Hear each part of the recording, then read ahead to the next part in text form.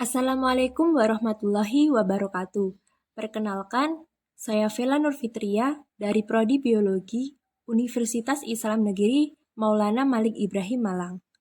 Di sini, saya akan memberikan sosialisasi terkait protokol 5M dan pentingnya vaksinasi.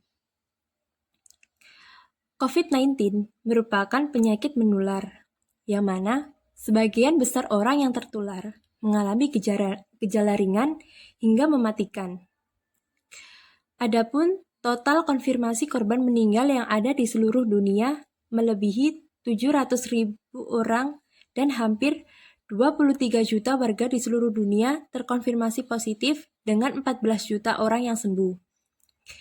COVID-19 muncul pertama kali pada Desember 2019 di Wuhan, Tiongkok, dan menyebar ke negara lain mulai Januari 2020. Dan di Indonesia mengumumkan adanya kasus ini pada Maret 2020. Infeksi COVID-19 dapat menyebar dengan berbagai cara.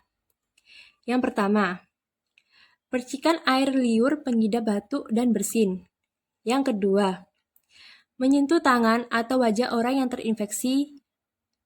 Yang ketiga, menyentuh muka, hidung, atau mulut setelah memegang barang yang terkena percikan air liur pengidap COVID-19. Dan yang keempat, tinja atau feses. Sebelum awal kemunculan virus ini terus berevolusi, dapat dibuktikan dengan gejala-gejala yang ditimbulkan. Hingga Agustus 2021, 4,6 juta orang di Indonesia sudah terinfeksi COVID-19. Dan jumlah yang meninggal dunia juga sudah di atas 100.000 jiwa. Plus, makin banyak orang di PHK akibat pandemi COVID-19 yang mematikan ini. Tapi, di sisi lain masih banyak orang yang melanggar, bahkan belum tahu tentang protokol kesehatan yang terbaru, yaitu 5M. Kebijakan tersebut dibuat pemerintah untuk memerangi COVID-19 yang tampak ganas dari hari ke hari. Sebelumnya, pemerintah Indonesia telah menggalakkan gerakan 3M, yaitu menjaga jarak, memakai masker, dan mencuci tangan. Lalu ada gerakan 3T, yaitu testing, tracing, dan treatment, untuk memutus rantai penyebaran COVID-19. Peran pemerintah adalah menggalakkan 3T dan peran 3M merupakan peran masyarakat. Namun, kini kebijakan tersebut telah berubah menjadi 5M dan 3T. Terkait 5M, berikut ini penjabarannya. 1. Memakai masker.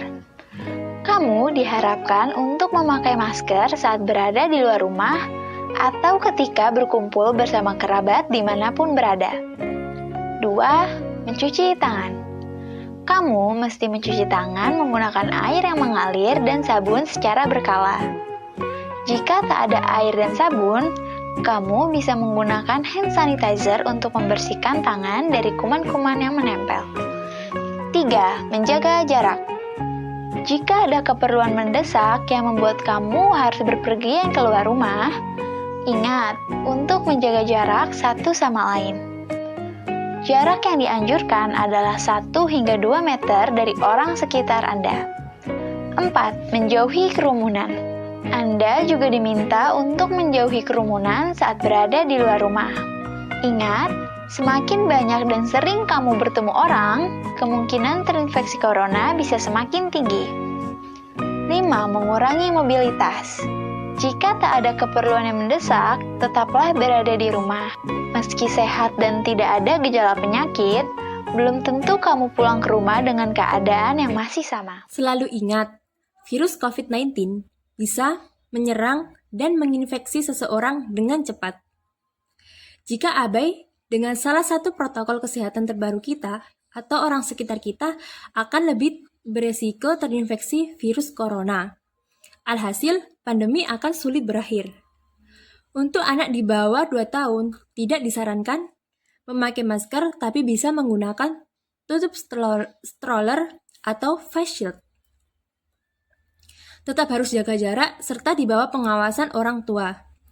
Jangan lupa juga untuk waspada akan gejala yang merujuk pandemi COVID-19, seperti demam, batuk kering, nyeri tenggorokan, badan lemas, kehilangan fungsi penciuman atau anosmia, dan sesak nafas.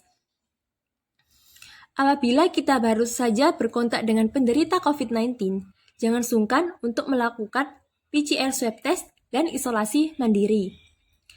Lebih baik bersikap terbuka dan laporkan kondisi ke pihak yang bertanggung jawab. Hal ini bertujuan untuk mensukseskan gerakan 3T, yaitu testing, tracing, dan treatment, agar bisa mendapatkan perawatan sebagaimana mestinya. COVID-19 bukanlah aib, jadi tidak perlu menutup diri apabila memang memiliki penyakit tersebut. Selain mengikuti protokol kesehatan, kita juga harus mengikuti vaksin. Vaksin menyelamatkan jiwa, melindungi diri, keluarga, dan masyarakat dari berbagai penyakit menular dan berbahaya. WHO menyebutkan 2-3 juta jiwa terselamatkan tiap tahunnya di seluruh dunia. Sejak vaksin ditemukan, sejumlah penyakit yang dulunya mematikan atau membuat kelumpuhan menjadi sangat jarang, bahkan punah. Vaksin membentuk kekebalan tubuh untuk melawan suatu penyakit dengan lebih cepat dan ampuh. Tidak hanya untuk individu, vaksin memberi perlindungan bagi orang-orang yang tidak dapat diimunisasi. Contohnya, pada usia tertentu maupun orang dengan penyakit tertentu. Semua vaksin yang tersedia untuk masyarakat sudah melalui uji keamanan dan efektivitas yang ketat, termasuk uji klinis, sebelum disetujui untuk diproduksi dan dapat digunakan. Jika terdapat cukup banyak orang di masyarakat yang diimunisasi, maka dapat mengurangi penyebaran, memutus rantai penularan, dan menghentikan wabah sehingga terbentuk kekebalan kelompok. Selanjutnya, saya akan menjelaskan mekanisme kerja vaksin. Vaksin itu bukan untuk membentuk antibodi, karena antibodi akan hanya bertahan 4-6 bulan di dalam tubuh. Konsep vaksin adalah membentuk sel memori, yang tugasnya saat terjadi pengulangan infeksi dengan antigen yang sama, sel memori mengalami proliferasi dengan cepat dan memberikan respon kekebalan yang kuat. Begitu ada virus masuk ke dalam tubuh, maka sel memori dalam sistem pertahanan tubuh akan mengingat mekanisme pertahanan yang dijalankan.